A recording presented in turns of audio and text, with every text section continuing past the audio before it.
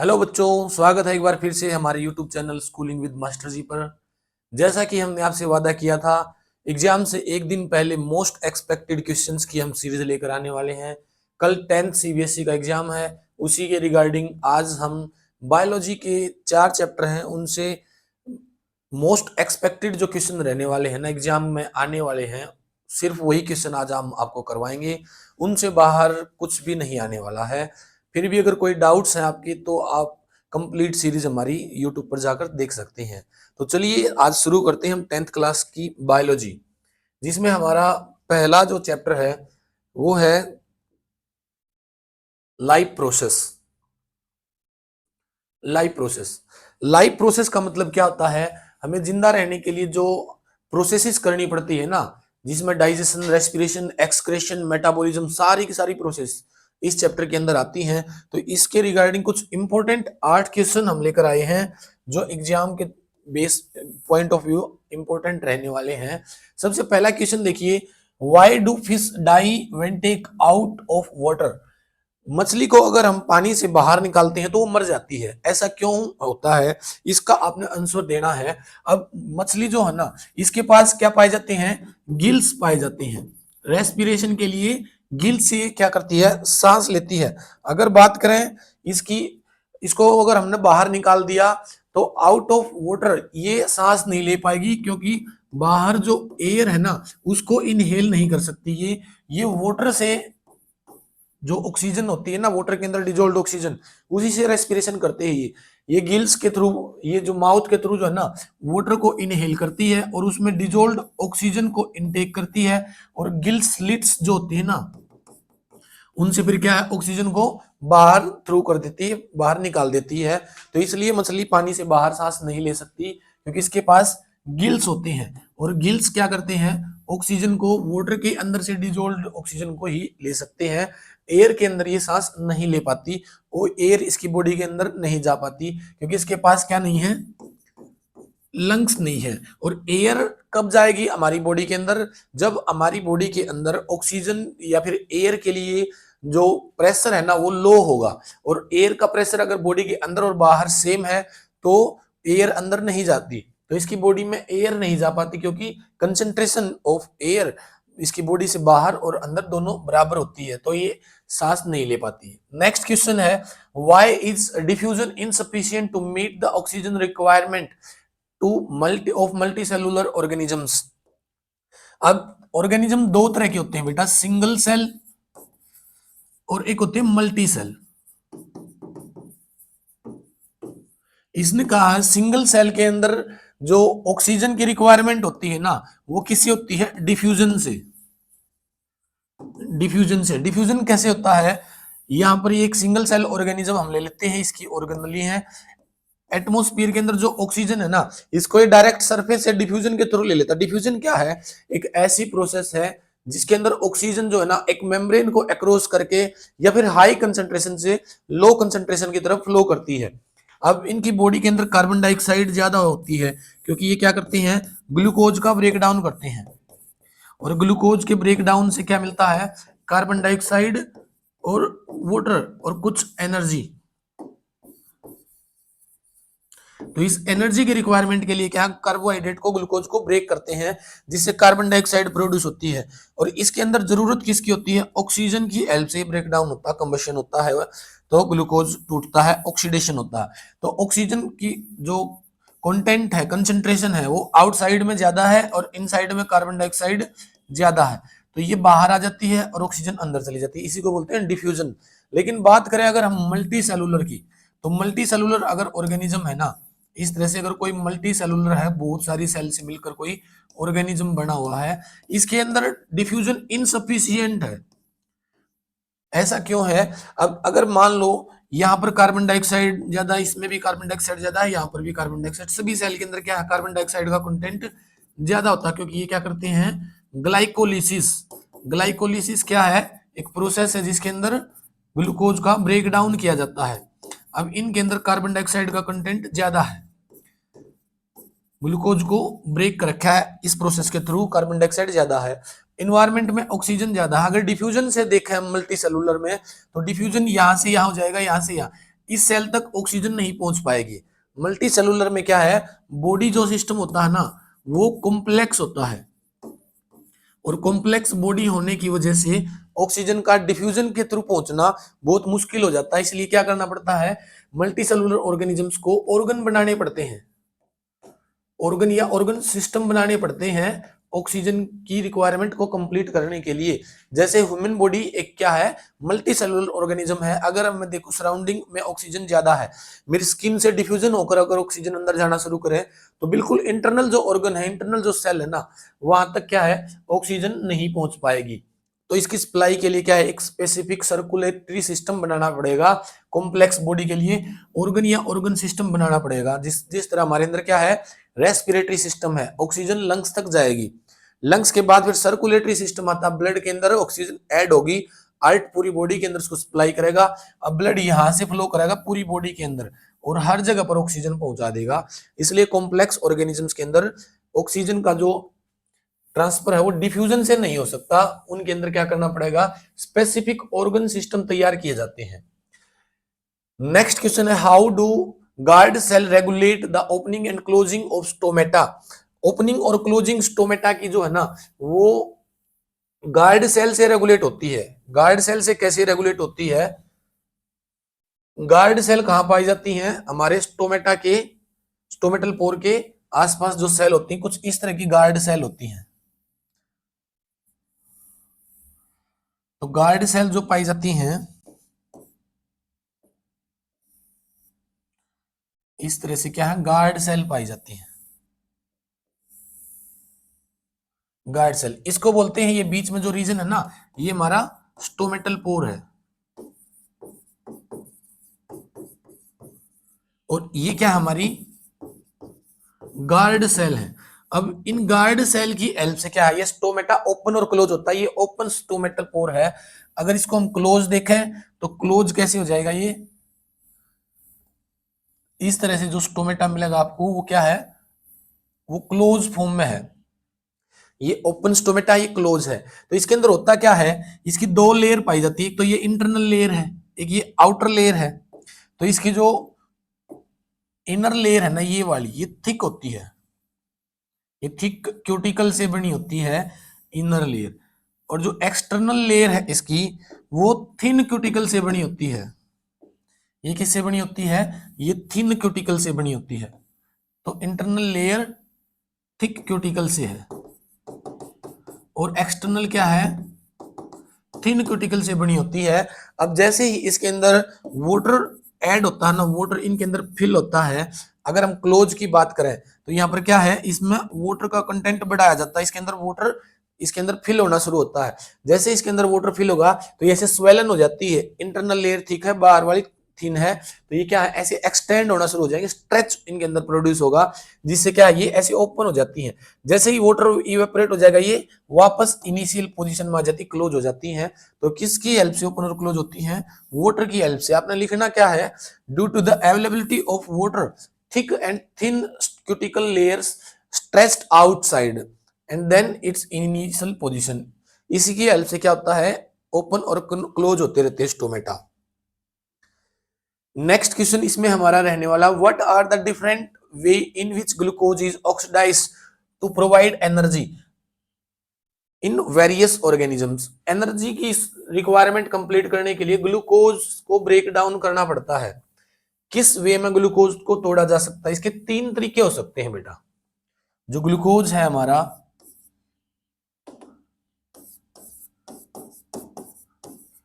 इसके ब्रेकडाउन के तीन तरीके हो सकते हैं।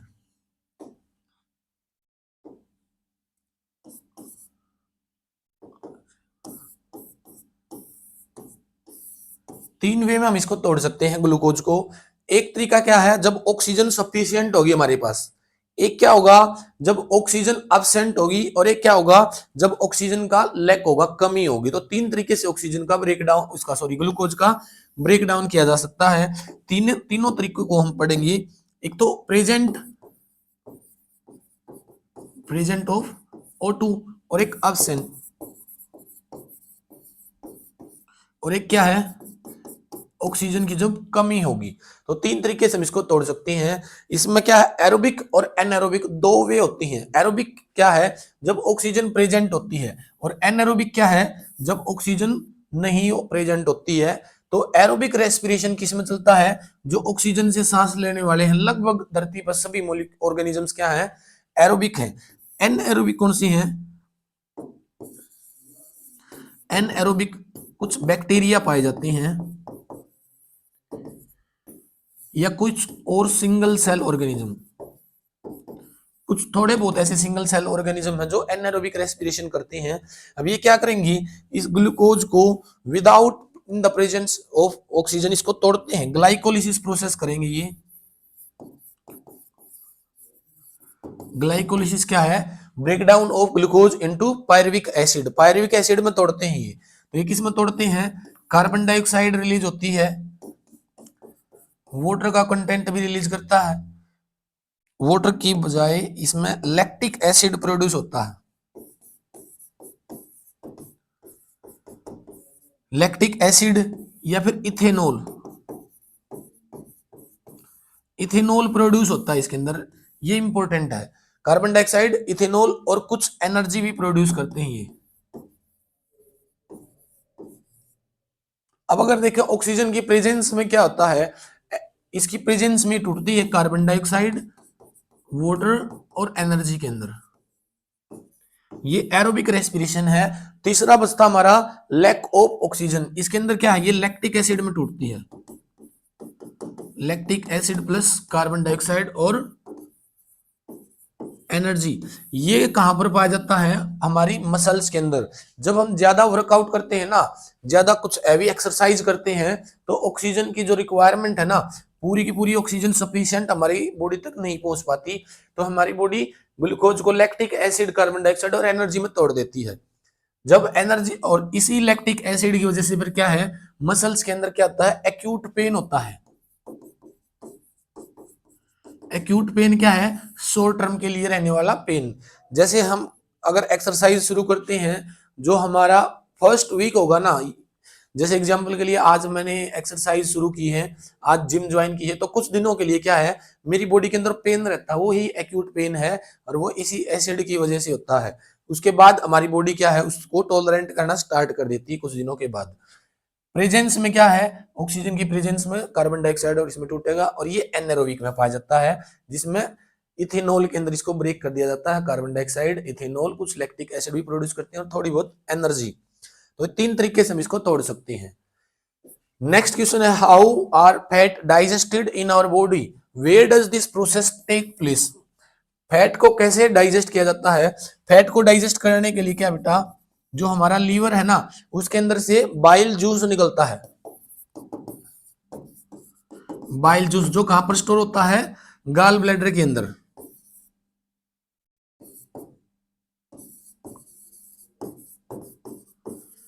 गाल ब्लैडर के अंदर स्टोर होता है ये बाइल जूस, और इस बाइल जूस से क्या है, फैट इमल्सिफिकेशन होता है।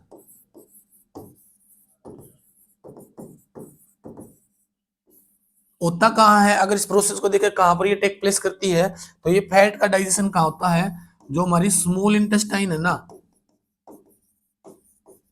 इंटेस्टाइन, इसके डेडनम के अंदर होता है। डेडनम स्टमक के तुरंत बाद वाला जो पार्ट होता है ना, स्टमक से, जैसे ये स्टमक है, इस स्टमक से ऐसी स्मॉल इंटेस्टाइन निकलती है, ये वाला पार्ट कौन सा है, डेडनम कहलाता है। तो इसके अंदर फैट का डाइजेशन होता है।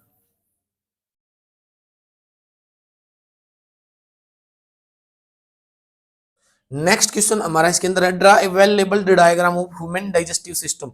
डाइजेस्टिव सिस्टम का हमने लेबल्ड डायग्राम बनाना है बेटा, इंपॉर्टेंट है डायग्राम जो है ना।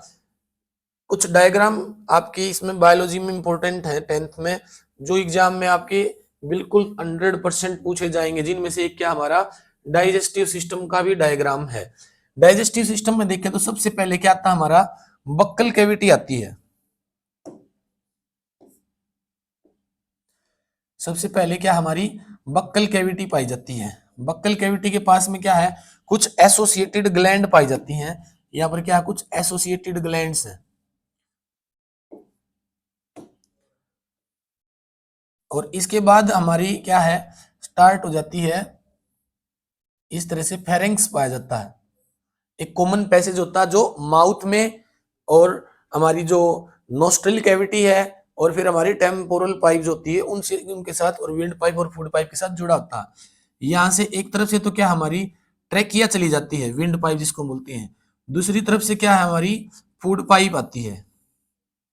यहाँ से क्या हमारी फूड पाइप स्टार्ट हो जाती है। फूड पाइप जहां पर जाकर जुड़ती है उसको बोलते हैं हम अपना स्टमक।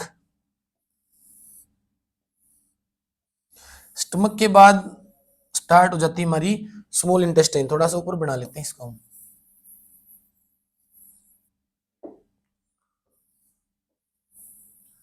स्टमक के बाद स्टार्ट हो जाता हमारा स्मॉल इंटेस्टाइन का पार्ट।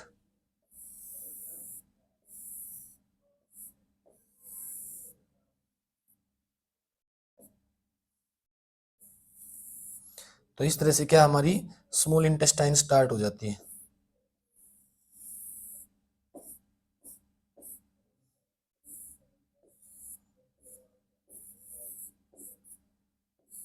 और स्मॉल इंटेस्टाइन जिसके अंदर ओपन होती है वो वाला पार्ट कौन सा है इसका, वो इस तरह से एक पार्ट स्टार्ट होता है जिसको हम बोलते हैं लार्ज इंटेस्टाइन।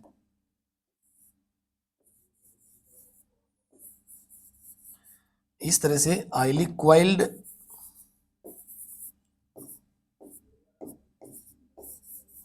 हमारी लार्ज इंटेस्टाइन पाई जाती है।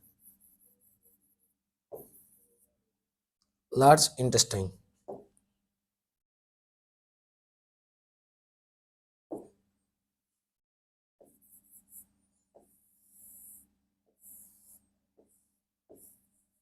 इस तरह की स्ट्रक्चर पाई जाती है हमारे डाइजेस्टिव सिस्टम के अंदर। स्टमक थोड़ा सा और अच्छा बना लेते हैं।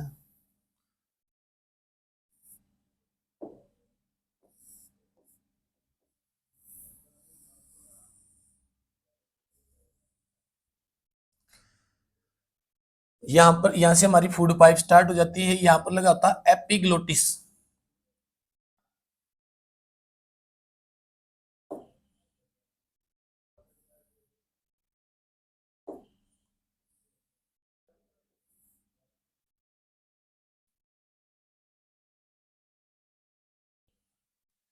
इस तरह से ऊपर की तरफ हमारा फेस यहाँ से स्टार्ट हो जाएगा।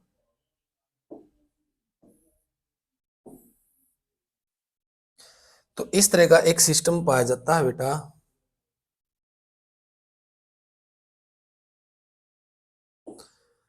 इस तरह का। और कंप्लीट बनाने की जरूरत नहीं है आपने इसकी बॉडी कैविटी बनाने की। इसके नाम भी इंपॉर्टेंट है। नाम में अगर देखें, यहाँ से हमारी क्या है, बक्कल कैविटी है ये। बक्कल कैविटी के बाद यह क्या हमारी फूड पाइप, जिसको हम ईसोफेगस भी बोलते हैं। ईसोफेगस किस चीज से बनी होती है, इसके अंदर स्मूथ मसल्स होती हैं और पेरिस्टाइलिसिस एक प्रोसेस है जिसके थ्रू खाना अंदर की तरफ जाता है। एक मार्क्स में ये भी पूछा जाता है पेरिस्टाइलिसिस। ये क्या है, जो स्मूथ मसल्स है ना, इनका कॉन्ट्रैक्शन,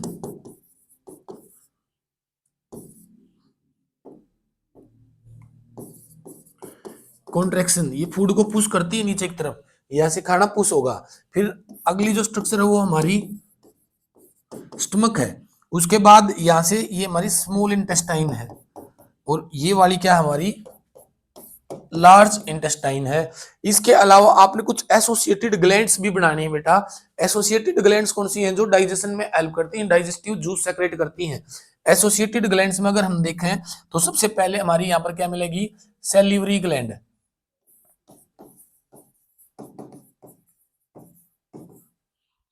सेलिवरी ग्लैंड जो क्या सेक्रेट करती है, सेलिवा। सेलिवा किस चीज को डाइजेस्ट करता, सेलिवा से क्या निकलता है, एमिलेज, जो कार्बोहाइड्रेट को डाइजेशन में हेल्प करता है। उसके बाद यहां से हमारा इस तरह से एक स्ट्रक्चर पाई जाती है।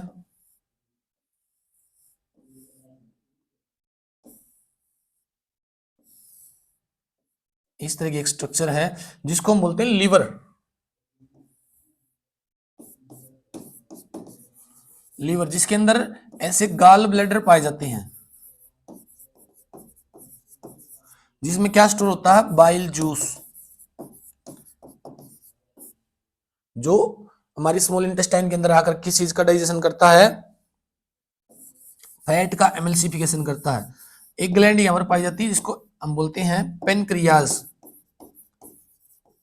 पेनक्रियाज से क्या निकलता है, पेनक्रियाटिक जूस।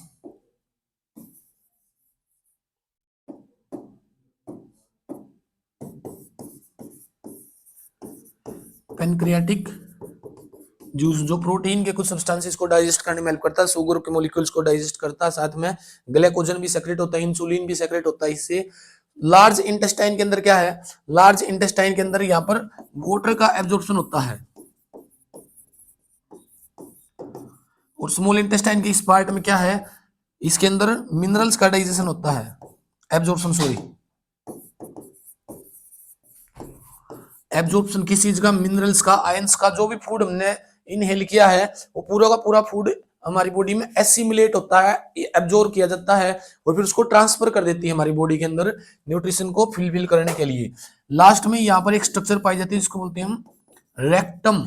रेक्टम के अंदर क्या है, इसके अंदर जो फूड अनडाइजेस्टेड था ना, जिसको डाइजेस्ट करने के बाद जो भी बच गया फीसल मैटर, उसको स्टोर किया जाता है, और उसको फिर एनस की हेल्प से क्या करते हैं, हम रिमूव कर देते हैं। तो ये हमारा डाइजेस्टिव सिस्टम है।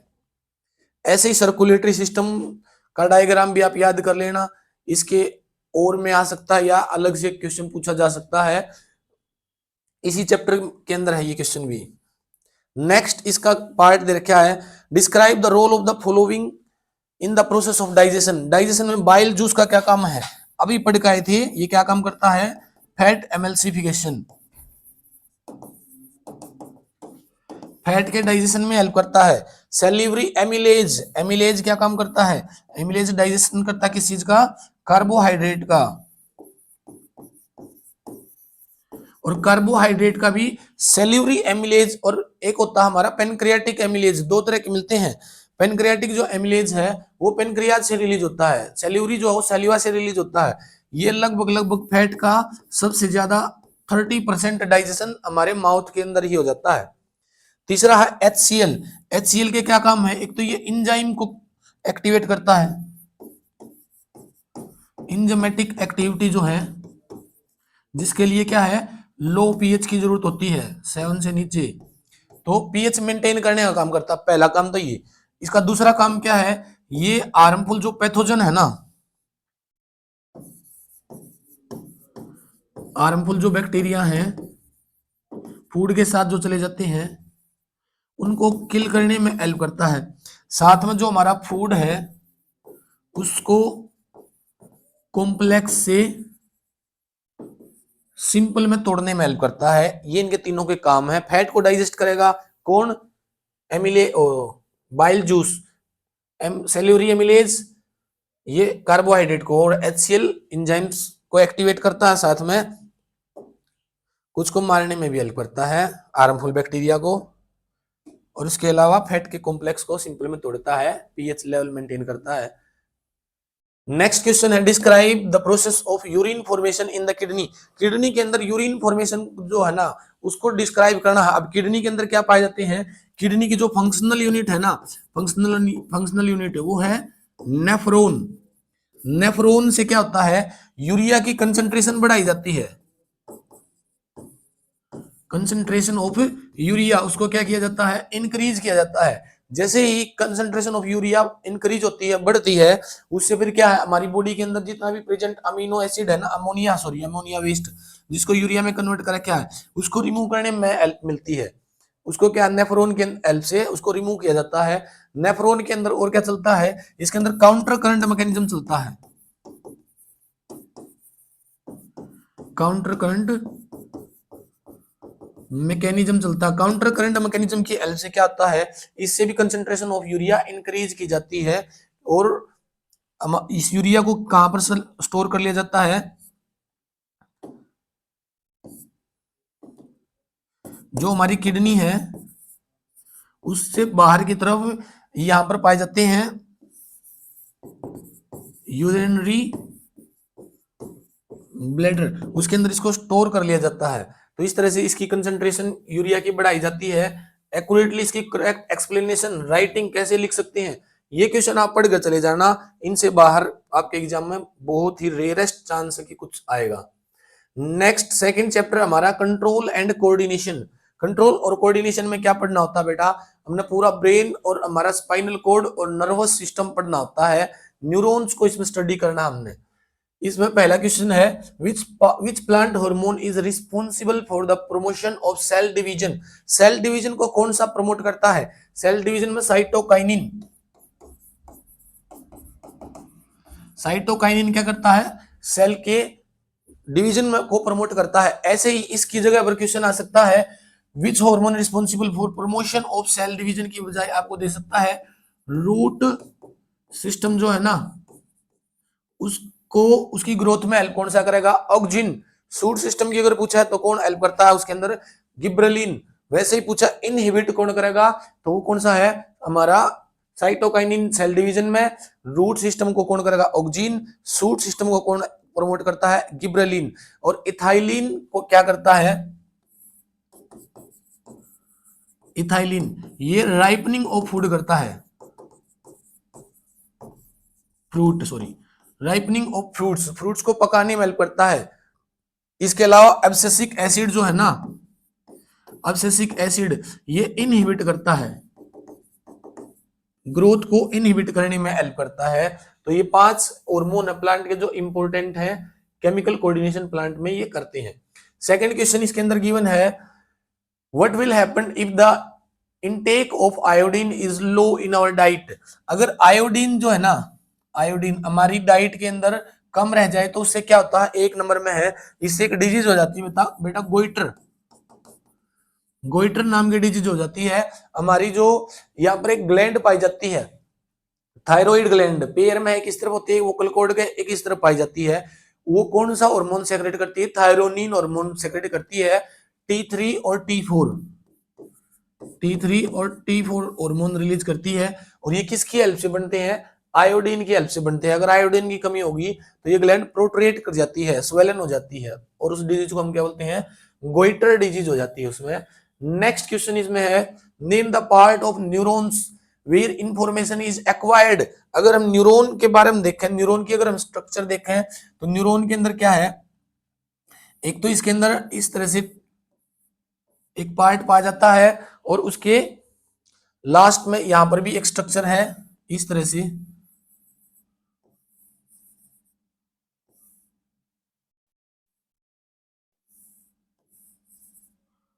इस तरह से कुछ स्ट्रक्चर पाई जाती हैं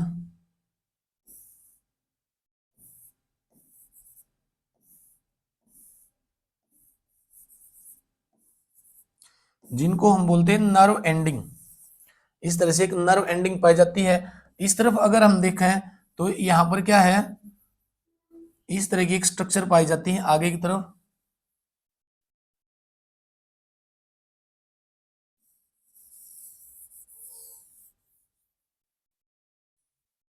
इस तरह की स्ट्रक्चर है बेटा। इसको एक्यूरेट इसका डायग्राम भी पूछ लिया जाता है। इसको थोड़ा सा और आप अच्छे तरीके से क्रिएट कर लेना, ये समझाने के लिए मैं बस इसको बना रहा हूं। तो यहां पर होते हैं डेंड्राइट्स, डेंड्राइट्स पाए जाते हैं यहां पर। अब डेंड्राइट्स का काम क्या होता है, डेंड्राइट्स का जो काम होता है ना, ये होता है एक्वायर करना स्टिमुलेशन को, एक्वायर स्टिमुलेशन को। जो ये क्वेश्चन आपको दिया गया है where the information is acquired, ये डेंड्राइट्स का ही काम होता है बेटा। तो ये डेंड्राइट्स इंफॉर्मेशन को एक्वायर करते हैं। दूसरा क्वेश्चन इसके अंदर गिवन है कि through which information travel as an electrical impulse, electrical impulse की तरह जो है ना, जो इंफॉर्मेशन है वो ट्रेवल कहां से होती है, किस पार्ट से होती है, वो ये वाला पार्ट है जिसको हम बोलते हैं एक्सोन। तो एक्सोन से क्या होता है, ट्रांसमिशन होता है।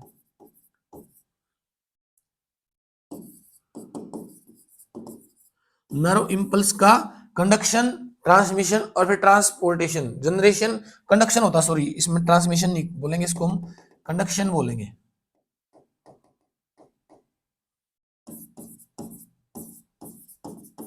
कंडक्शन।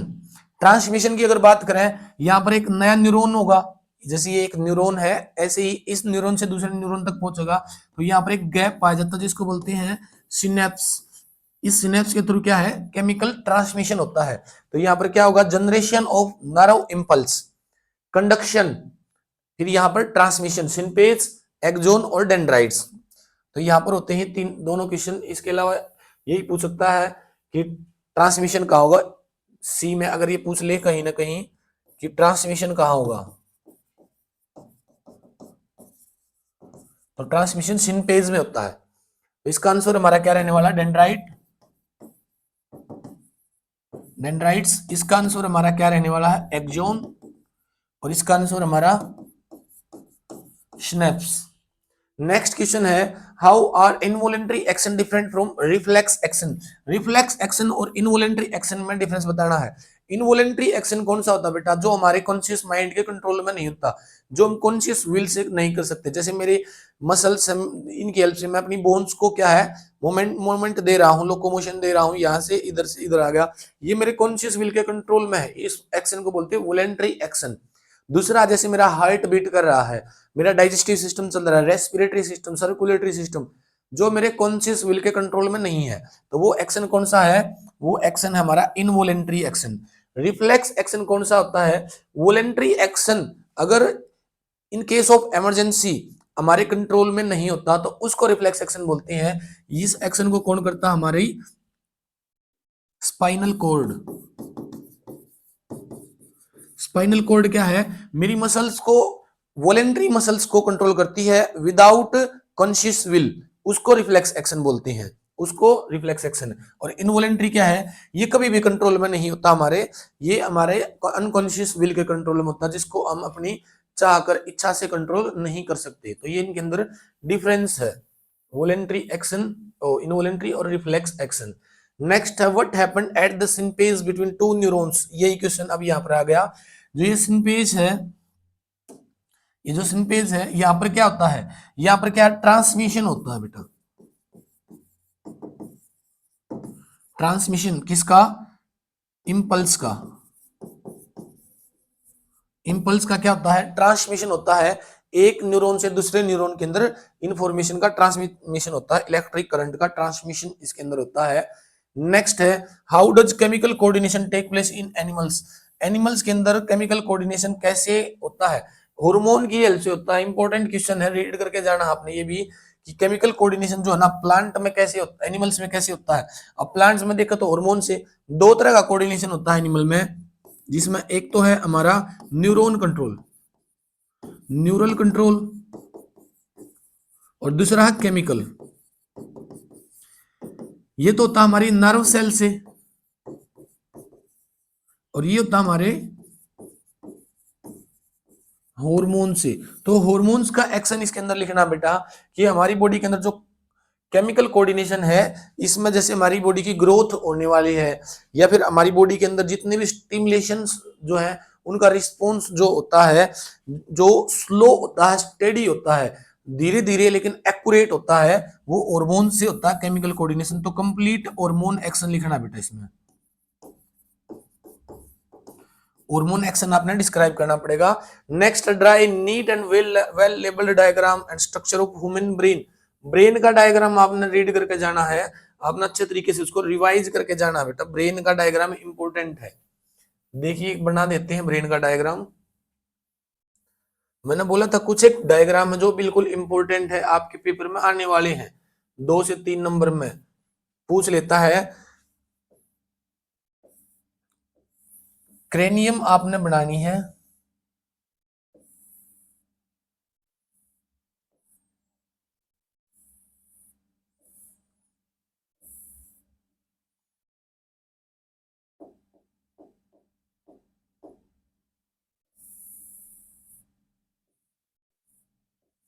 यहां से हमारा मिड ब्रेन आता है,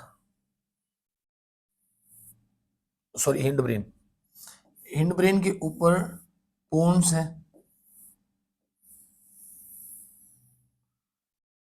यहां पर रखा होता हमारा थैलमस।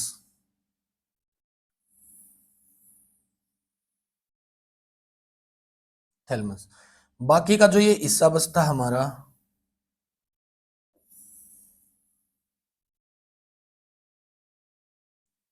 ये स्कल है हमारा, खोपड़ी है, इसके अंदर क्या रखा होता है हमारा, ब्रेन रखा के सेरिब्रल कोर्टेक्स वाला हिस्सा इसके अंदर पाया जाता है, ये कोर्टेक्स वाला हिस्सा है,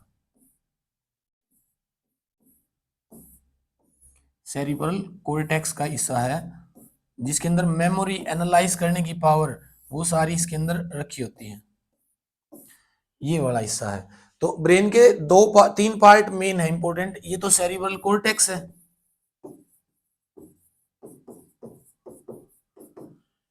उसके बाद यहां पर क्या है, इसमें यहां पर रखी होती है पिट्यूटरी ग्लैंड, यहां पर क्या हमारा थैलमस है, ये हमारा हाइपोथैलेमस है, और इस हाइपोथैलेमस के यहां पर रखी होती है हमारी पिट्यूटरी ग्लैंड, कुछ इस तरह का हाइपोथैलेमस है, ये थैलमस, ये है हमारा हाइपोथैलेमस, यहां पर क्या हमारी पिट्यूटरी ग्लैंड, ये हमारा क्या है मिड ब्रेन का पार्ट है, यहां पर क्या है पोन्स है, और ये वाला रीजन क्या है मेडुला, मेडुला ये हमारा सेरिबेलम या हिंड ब्रेन भी बोल सकते हैं। तो इस तरह से आपको इसमें लेबल भी करना है। उसके बाद यहाँ से क्या निकल जाती है, स्पाइनल कॉर्ड निकल जाती है। तो एक अच्छा वेल लेबल्ड डायग्राम आपने पेंसिल के साथ क्रिएट करना है। नेक्स्ट क्वेश्चन है mention the function of different part of human brain. साथ में क्या 5 नंबर में क्वेश्चन बेटा, इनके पार्ट्स के आपने फंक्शन भी बताने हैं। सेरिब्रल कॉर्टेक्स का क्या काम है, ये मेमोरी को स्टोर करता है, एनालाइज करता है। इसके बारे में हमने कंप्लीट जो एक्सप्लेनेशन है वो वन शॉट वीडियो में दे रखी है, एक बार वो वीडियो जाकर आप जरूर देख लेना। कॉर्टेक्स क्या करेगा, मेमोरी स्टोर करता है और साथ में एनालाइज करता चीजों को, साथ में हमारे जो वॉलेंटरी एक्शन है उनको भी कंट्रोल ये करता है। थैलमस के अंदर क्या है, थैलमस हमारी आर्ज जो है स्टेशियन है, भूख और तृप्ति दोनों को कंट्रोल करता है, ये कि कब हम जो है ना खाना कंप्लीट हो चुका है, कि अब हमने और नहीं खाना है, या फिर कब हमने भूख लगेगी, कब हमने प्यास लगेगी, कब हमारी प्यास बुझ चुकी है। ये सारी चीजें कंट्रोल कौन करता है, थैलमस करता है, सॉरी हाइपोथैलेमस करता है। थैलमस कोऑर्डिनेशन का काम करता है, हमारे फोर ब्रेन को मिड ब्रेन इन ब्रेन से जोड़ने का काम थैलमस का है, कोऑर्डिनेशन का है। हिंड ब्रेन हमारा, मिड ब्रेन हमारा क्या कंट्रोल करता है, मिड ब्रेन हमारा इनवॉलेंटरी एक्शंस को कंट्रोल करता है। ये ग्लैंड वाला सिस्टम है पिट्यूटरी, जिसके अंदर से हार्मोन निकलते हैं, कितने हार्मोन जो अगले चैप्टर में हम पढ़ेंगे। 9 हार्मोन इसके अंदर से होते हैं, 7 ये बनाती है, 2 स्टोर करती है। मिड ब्रेन क्या करता है, ये कंट्रोल और कोऑर्डिनेशन करेगा, ऊपर वाले हिस्सों को नीचे वाले से जोड़ने का काम, साथ में इनवॉलेंटरी एक्शन ये कंट्रोल करता है। उसके बाद पोन्स का क्या काम है, पोन्स हमारे रेस्पिरेटरी सिस्टम को कंट्रोल करते हैं। सेरिब्रल सॉरी मेडुला हमारे कार्डियक सिस्टम को कंट्रोल करती है। सेरिबेलम हमारे किसको कंट्रोल करेगा, हमारे पोस्चर को कंट्रोल करता है, पोस्चर के साथ हमारे बॉडी का बैलेंस भी ये मेंटेन करता है, और इनिशियल लर्निंग को भी कंट्रोल करता है। तो ये अलग अलग पार्ट्स के काम है। नेक्स्ट क्वेश्चन इसके अंदर है बेटा, रोल बताना आपने, what are reflex action, reflex action क्या है। दूसरा है रिफ्लेक्स आर क्या है, इंसुलिन और एड्रेनलिन के काम बताने हैं। रिफ्लेक्स एक्शन क्या होता है, रिफ्लेक्स एक्शन है in case of emergency, fast action without analyse किए, हमारी स्पाइनल कॉर्ड के द्वारा लिया गया एक्शन ही क्या कहलाता है, रिफ्लेक्स एक्शन। स्पाइनल कॉर्ड क्या है, बिना एनालाइज किए ही रिस्पॉन्स कर देती है। नेक्स्ट रिफ्लेक्स आर क्या है, इस रिफ्लेक्स एक्शन के लिए जो भी पाथवे है ना, या बटरफ्लाई एक्शन भी बोलते हैं, उसी को रिफ्लेक्स आर्क बोलते हैं। इंसुलिन का क्या काम होता है, इंसुलिन हमारी बॉडी में क्या करता है, एड्रेनालाइन हमारी बॉडी में क्या करता है, इंसुलिन का क्या काम है, इंसुलिन हमारी बॉडी में ग्लूकोज को कंट्रोल करता है। इंसुलिन की कमी से कौन सी डिजीज हो जाती है, शुगर, डायबिटीज जिसको हम बोलते हैं। एड्रेनालाइन ये भी एक हार्मोन है, इंसुलिन कहां से निकलेगा, पेनक्रियाज से, पेनक्रियाज से ये निकलता है। एड्रेनालाइन कहां से निकलता है? एड्रेनल ग्लैंड से, एड्रेनल ग्लैंड से निकलता है। फंक्शन क्या है इसका, काम क्या है एड्रेनालाइन हार्मोन का? ये इमरजेंसी हार्मोन है, इमरजेंसी हार्मोन बोलते हैं इसको। हमारी बॉडी के अंदर जो सिस्टम है सारे के सारे, उनको फास्ट करने का काम इसका, जैसे डाइजेशन फास्ट कर देगा, रेस्पिरेशन फास्ट कर देगा, सर्कुलेशन फास्ट कर देगा, साथ में हमारी एफिशिएंसी इंक्रीज कर देता है। तो ये एड्रेनालाइन हार्मोन के काम है, फंक्शन है। नेक्स्ट जो है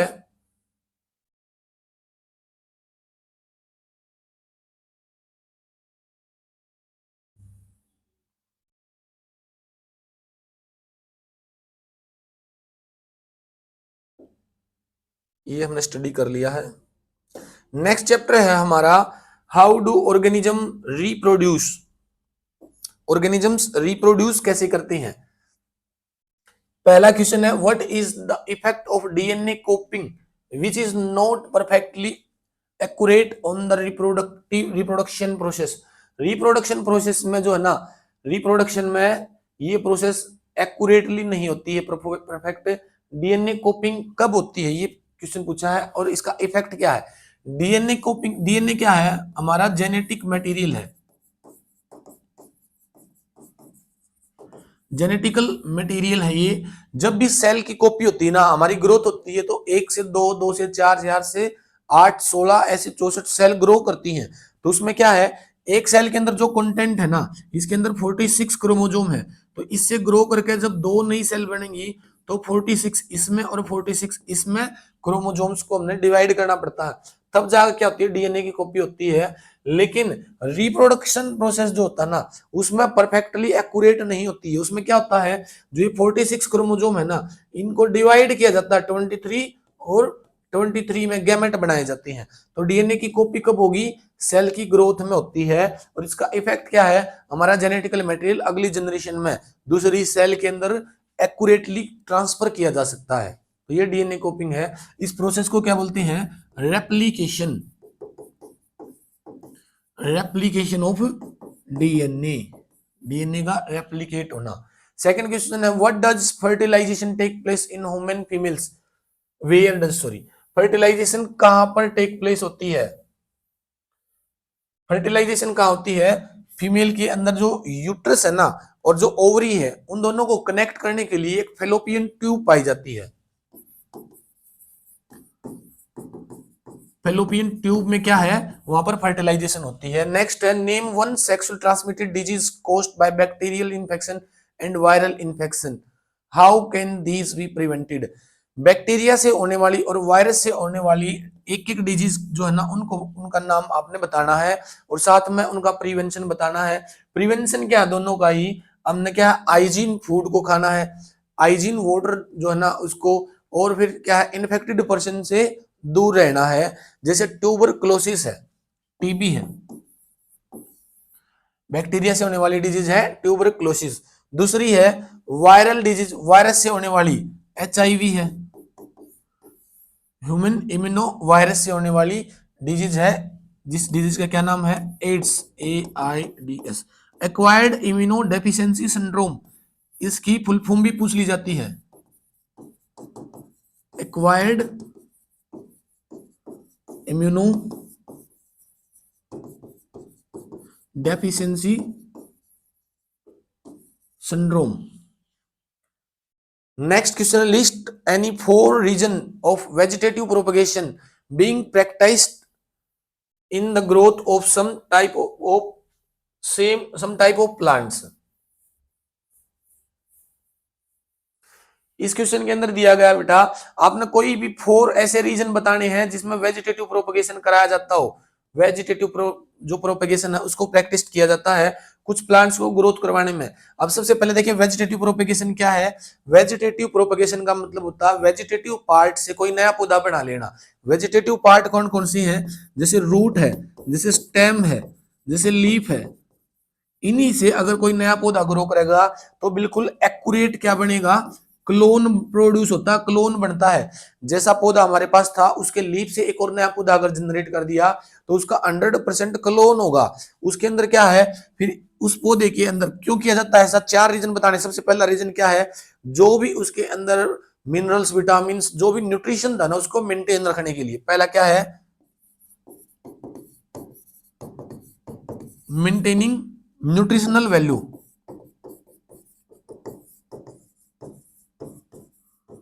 न्यूट्रिशनल वैल्यू को मेंटेन करने के लिए। दूसरा क्या है, सीड दोबारा परचेज ना करनी पड़े।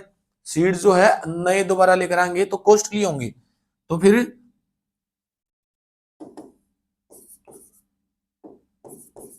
सीड जो एक्सपेंस है उसको कम करने के लिए भी हम क्या कर सकते हैं, वेजिटेटिव प्रोपगेशन कर सकते हैं।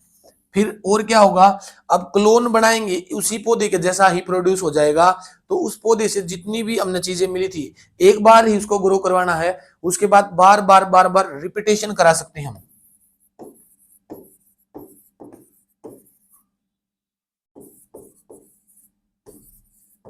एक ही क्रॉप की क्या है, रिपीटेशन होती रहेगी, इसके ये भी बेनिफिट्स हैं। और साथ में फिर क्या है, इससे मिनरल्स जो है हमने जो न्यूट्रिशनल वैल्यू थी उसकी वो रहेगी। और फिर क्या, एक और पॉइंट क्या लिख सकते हैं हम इसमें, हाइब्रिड सीड जो है उनको मेंटेन रखा जा सकता है।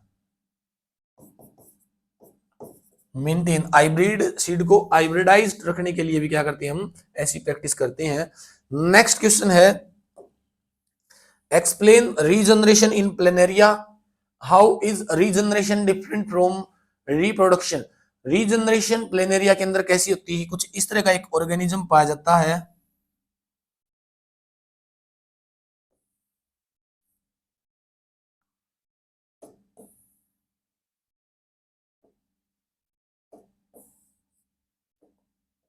एक इस तरह का ऑर्गेनिज्म पाया जाता है बेटा, प्लेनेरिया।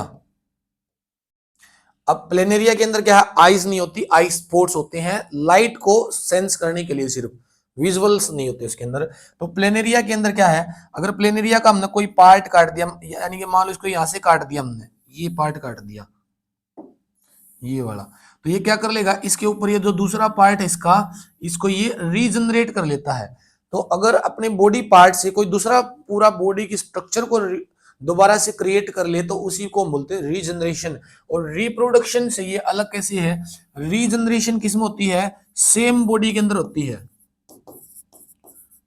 और रिप्रोडक्शन से क्या है, न्यू प्रोजेनी बनाई जाती है, न्यू प्रोजेनी, नए ऑर्गेनिज्म प्रोड्यूस किए जाते हैं। ये क्या है, सेल्फ, और इसमें इसमें गैमेट्स नहीं बनते, सॉरी ये सेल्फ में तो है ही, इसमें गैमेट्स नहीं बनती। इसके अंदर क्या है, गैमेट बनाए जाते हैं या स्पोर बनाए जाते हैं, सीड बनाए जाते हैं, तब नई प्रोजेनी प्रोड्यूस होती है। तो ये डिफरेंसेस है इनके बीच में। नेक्स्ट देखते हैं, नेक्स्ट क्वेश्चन है, list any 4 methods of contraception used by humans, how does their use have a direct effect on the health and prosperity of a family। Contraceptive methods जो है ना, उनके कोई भी 4 मेथड बताने कॉन्ट्रासेप्टिव मेथड्स की, contraceptive में जिनको यूज किया जाता हो। जैसे सबसे पहला कौन सा है, बैरियर मेथड। पहला कौन सा है, बैरियर मेथड। बैरियर मेथड, इसमें एग्जांपल क्या है इसके, कॉन्डोम्स वगैरह हैं। दूसरा क्या है, आईयूडी, इंट्रा यूट्राइन डिवाइसेस। इसके अंदर एग्जांपल क्या है, इसमें कॉपर टी डाली जाती है, कॉपर टी वगैरह। तीसरा क्या है, केमिकल मेथड। इसके एग्जांपल क्या है, इसमें ओरल पिल्स ली जाती हैं जिसमें प्रोजेस्टर्स इसका एग्जांपल है। और फोर्थ क्या है, सर्जिकल मेथड, जिसका एग्जांपल क्या है, ट्यूबोक्टोमी और वास्टोमी, जिसमें सर्जरी करके क्या है प्रिवेंशन किया जाता है क्या कॉन्ट्रासेप्टिव मेथड, अनवांटेड प्रेगनेंसी को प्रिवेंट किया जाता है, अनवांटेड प्रेगनेंसी ना हो। इसमें क्या है डायरेक्ट इफेक्ट क्या है हेल्थ पे और प्रोस्पेरिटी ऑफ फैमिली पे। हेल्थ में क्या है एसटीडी नहीं फैलती, सेक्सुअल ट्रांसमिटेड डिजीज इनसे प्रिवेंट किया जा सकता है बैरियर मेथड से। और फैमिली के लिए और क्या फायदेमंद है ये कि जो अनवांटेड चाइल्ड्स है ना वो नहीं होती, पॉपुलेशन कंट्रोल होती है, मेंटेन होती है एक शॉर्ट स्मॉल और हेल्दी फैमिली।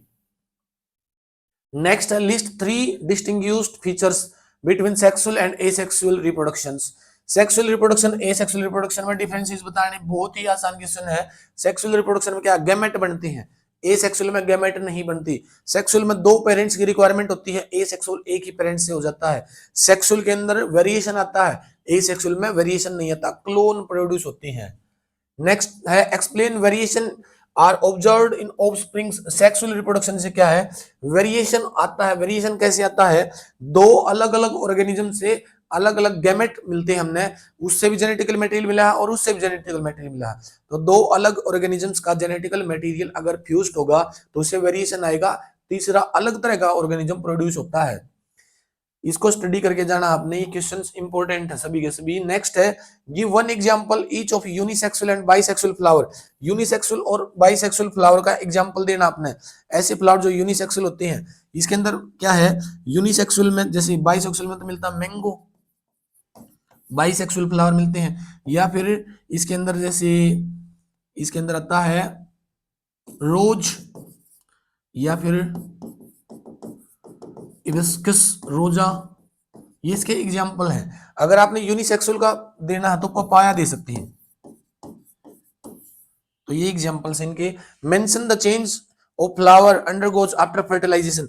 फर्टिलाइजेशन के बाद में फ्लावर में क्या चेंज आते हैं, जो ओवेरी होती है ना, ओवेरी उसके अंदर जायगोट बन जाता है, ओवम पाया जाता है। उस ओवम से क्या प्रोड्यूस होता है सीड। इस ओवरी से क्या बनता है फ्रूट बनता है। पेटल्स जो होते हैं, पेटल्स और साथ में सेपल्स, ये दोनों ही क्या करेंगे, ये डीजनरेट हो जाते हैं, डीजनरेट हो जाएंगे दोनों। How does animals the amount of DNA remains constant through each of new generation. अब नई जनरेशन बनेगी तो उसमें डीएनए का कंटेंट सेम कैसे रहेगा, सेम वही क्वेश्चन, डीएनए कॉपी हो जाता है नई जनरेशन में। जैसे ही अगर हम बात करें 40 सेल हैं तो उससे क्या है 23 का गैमेट बनता है। कोई दूसरा ऑर्गेनिज्म भी है, जैसे एक मेल मान लो एक फीमेल मान लो, इसमें भी 23 और 23 में क्या है ये half half number of chromosomes distribute हो जाते हैं। तो एक क्रोमोसोम इस तरफ से एक इस तरफ से नया ऑर्गेनिज्म बनाता है जिसमें 46 है। तो इसमें क्या है डाइप्लोइड ऑर्गेनिज्म जिसको बोलते हैं 2n। डाइप्लोइड से क्या है एप्लोइड बनते हैं जिसको बोलते हैं एन। एप्लोइड गैमेट प्रोड्यूस होते हैं, एम एप्लोइड गैमेट फ्यूजन करके डाइप्लोइड ही ऑर्गेनिज्म बना लेता है। इसलिए क्रोमोसोम कांस्टेंट रहता है, सेम रहता है। नई जनरेशन में चेंजेस नहीं देखने को मिलता, नए ज्यादा या कम क्रोमोसोम नहीं होते हैं इसके अंदर। नेक्स्ट जो है हमारा वो है एरिडिटी एंड इवोल्यूशन। एरिडिटी में क्या है डिफरेंस बताना है आई और आई स्पॉट में। इंपॉर्टेंट क्वेश्चन है। आईज क्या होती हैं लाइट को डिटेक्ट करती हैं, विजुअल्स प्रोड्यूस करती हैं, इमेज क्रिएट करती हैं। आई स्पॉट्स क्या करती हैं, ये सिर्फ LIGHT लाइट सेंस करेगा बेटा, सिर्फ लाइट को सेंस करने का काम है। आइस का क्या काम है इमेज क्रिएट करने का काम है। ये डेवलप्ड ऑर्गन है और ये undeveloped pre matured eye sights है सिर्फ। Which animal possess eye spots. Eye spots किसमें है प्लेनेरिया, अभी पढ़ के आए थे हम, प्लेनेरिया के अंदर आई स्पॉट्स पाई जाती है। आईज का एग्जांपल पूछेगा नहीं, सभी के अंदर आईज हैं। आप अपने आसपास जो देख रहे हैं उन एनिमल्स में क्या है सभी में आईज पाई जाती हैं। डॉग कैट हम भी है जिसमें include. Why do all gametes formed in human females have an x chromosomes. Female से जो भी गैमेट बनते हैं वो एक्स के होते हैं। 40 क्रोमोसोम के अंदर से जो पेयर में पाए जाते हैं 23 के पेयर में, जो पहले 22 का पेयर है ना उसको क्या बोलते हैं ऑटोजोम, और जो 23वां पेयर है ना उसको बोलते हैं हम एलोजोम। एलोजोम में क्या है, फीमेल के पास पाए जाते हैं एक्स और एक्स का पेयर, इसलिए क्या है वो सिर्फ एक्स को ही कंट्रीब्यूट कर सकती है। मेल की अगर बात करें तो उसमें क्या पाया जाता है, एक्स और वाई, तो वो एक्स और वाई दोनों के लिए क्या कर सकता है, कंट्रीब्यूशन कर सकता है। नेक्स्ट है, give one example of each characters which are inherited and ones which are acquired in humans, mention the difference between acquired और इनहेरिटेड कैरेक्टर्स। जैसे हमारी स्ट्रक्चर है, हमारे हाथ है, हमारे पैर, हमारी स्किन है, आई कलर है, ईयर लोब्स है, ये सारी स्ट्रक्चर इनहेरिटेड है। एक्वायर्ड क्या है, मस्कुलर हो जाना, मसल्स गेन कर लेना, ये क्या एक्वायर्ड ट्रेट है। कान के अंदर जो है ना छेद करवा लेते हैं, कान बिंदवा लेते हैं ना, होल्स इन ईयर्स, नोज के अंदर पिन होल्स हैं, ये एक्वायर्ड करेक्टर्स हैं जो हमने पैदा होने के बाद जो मिलेंगी। इंटेलिजेंसी वो एक्वायर्ड ट्रेट्स हैं। डिफरेंस क्या है, डिफरेंस ये है इनहेरिटेड चीजें जो है वो सिर्फ स्ट्रक्चरल होती हैं, बाकी इंटेलिजेंस या एक्वायर्ड चीजें इनहेरिटेड नहीं होती। नेक्स्ट है, what are homologous and analogous homologous structure. Homologous क्या है, जिनका ओरिजिन क्या हो, सेम हो, सेम ओरिजिन से प्रोड्यूस होने वाले ऑर्गन। जैसे हमारे भी हाथ के अंदर जो बोन्स है वही क्या है, हॉर्स के अंदर भी है, कैट के अंदर भी, डॉग के अंदर भी सिमिलर स्ट्रक्चर है। एक बोन है, दो बोन है, 8 हमारी यहाँ पर क्या है, मेटाकार्पल्स, कार्पल्स है, और फिर कार्पल्स, मेटाकार्पल्स, और फिर फ्लेंजिज है 14। ऐसी ऐसे ऑर्गन जिनका ओरिजिन सेम हो लेकिन फंक्शन क्या हो, अलग अलग। जैसे बर्ड्स के अंदर भी सेम है, वो फ्लाई करते हैं। वेल मछली है, उसके अंदर भी सेम है, वो स्विम करती है और हम ऑब्जेक्ट होल्ड करते हैं। कैट है और सही दौड़ते हैं। Next state the evidence which है we have the origin of life in animated matters. Evidences बतानी है कि इन एनिमेटेड मैटर से हम प्रोड्यूस हुए हैं। एविडेंसेस क्या है इसके, फुजाइल्स हैं, फुजाइल्स इसके एविडेंस है। और एविडेंस क्या है इसके, साइटोक्रोम सी भी इसका एविडेंस है। और क्या एविडेंस है कि हमारी बॉडी में जितने भी मैटर्स पाए जाते हैं वो सभी के सभी क्या है, इनऑर्गेनिक सब्सटेंस से मिलते हैं। ऑक्सीजन हमारी बॉडी में है, वाटर हमारी बॉडी में है, कार्बोहाइड्रेट्स में कार्बन हमारी बॉडी में है, हाइड्रोकार्बन हमारी बॉडी में, प्रोटीन में अमोनिया हमारी बॉडी में, नाइट्रोजन है। ये सारी चीजें क्या है, इनऑर्गेनिक मैटर से प्रोड्यूस होती है। एग्जाम्पल्स है। How are fossil forms describe in brief, 2 methods study कर लेना। फोजाइल्स क्या होते हैं, जो मिट्टी के अंदर पाए जाते हैं, सोइल में पाए जाते हैं। अब बनते कैसे हैं फोजाइल्स, हाई टेम्परेचर प्रेशर की वजह से, विदाउट ऑक्सीजन, ऑक्सीजन की अब्सेंस में, स्केलेटन सिस्टम या फिर उनकी जो इमेज होती है स्केलेटन सिस्टम की वो हार्ड रॉक्स के अंदर ट्रैप हो जाती है, उसे फोजाइल्स बनते हैं। नेक्स्ट है, इवोल्यूशन इज ग्रेटर स्टेबिलिटी। देखो मॉलिक्यूलर स्ट्रक्चर में और साथ में मोर्फोलॉजिकल स्ट्रक्चर में डिफरेंस बताना कि मॉलिक्यूलर स्ट्रक्चर स्टेबल है, मोर्फोलॉजिकल नहीं है। वही है जो हमने अगली जनरेशन से मिलता है, डीएनए मोस्ट स्टेबल चीज होता है। स्ट्रक्चर फंक्शन वो स्टेबल नहीं, सभी की अलग अलग मिलती है क्योंकि ये क्या एक्वायर्ड चीजों में आ जाती है। Sex of a child determined by inherited from father is not. अब इसमें बताना है कि फादर की तरफ से सेक्स डिटरमिनेशन होता है क्योंकि उसके अंदर एक्स और वाई क्रोमोसोम पाए जाते हैं। एक्सप्लेन करना है इसको, फीमेल में क्या है, एक्स और एक्स क्रोमोसोम पाए जाते हैं, तो इसकी तरफ से कंट्रीब्यूशन क्या है, एक्स का ही होगा। इसकी तरफ से कंट्रीब्यूशन एक्स भी हो सकता है, वाई भी। वाई मिलेगा तो मेल होगा, एक्स मिलेगा तो फीमेल प्रोड्यूस होगी, तो कंट्रीब्यूशन किसका, फादर का है। नेक्स्ट और लास्ट क्वेश्चन है, explain the result of monohybrid cross. Monohybrid cross का रिजल्ट क्या था, मेंडल वाले में आपने पढ़ा होगा, उसने टाल प्लांट और टाल प्लांट इस तरह से लिया था, तो इसमें क्या मिला था, 100% टाल प्लांट ही प्रोड्यूस हुए थे क्योंकि इसमें एक तो कैपिटल टी है जो डोमिनेंट है, डोमिनेंट है। तो ये F1 जनरेशन है, F2 भी बनाने को आएगा इसकी, तो F2 जनरेशन में क्या है, सेम इन गैमेट्स को लेना है। अब इनका क्रॉस पोलिनेशन करवानी है, कैपिटल टी स्मॉल टी के साथ, कैपिटल टी और स्मॉल टी। तो capital capital capital small, capital small और स्मॉल और स्मॉल, तो इसका 3:1 तो फिनोटाइप हो जाएगा, 1:2:1 ये जीनोटाइप है, जेनेटिकल मेकअप, और ये फिजिकल अपीयरेंस। तो इस तरह से आप इसको एक्सप्लेन कर सकते हैं। तो ये था बेटा आपका बायोलॉजी का कंप्लीट कंटेंट। जो भी हमने क्वेश्चन कराए हैं ये मोस्ट एक्सपेक्टेड है। अगर आपने स्टडी नहीं भी की ना, पूरा साल आपने वेस्ट कर दिया, तो इनको स्टडी कर लेना, आपके अच्छे मार्क्स आ जाएंगे। मिलते हैं एक और नई वीडियो के साथ, तब तक के लिए बने रहिए हमारे साथ। Thank you so much.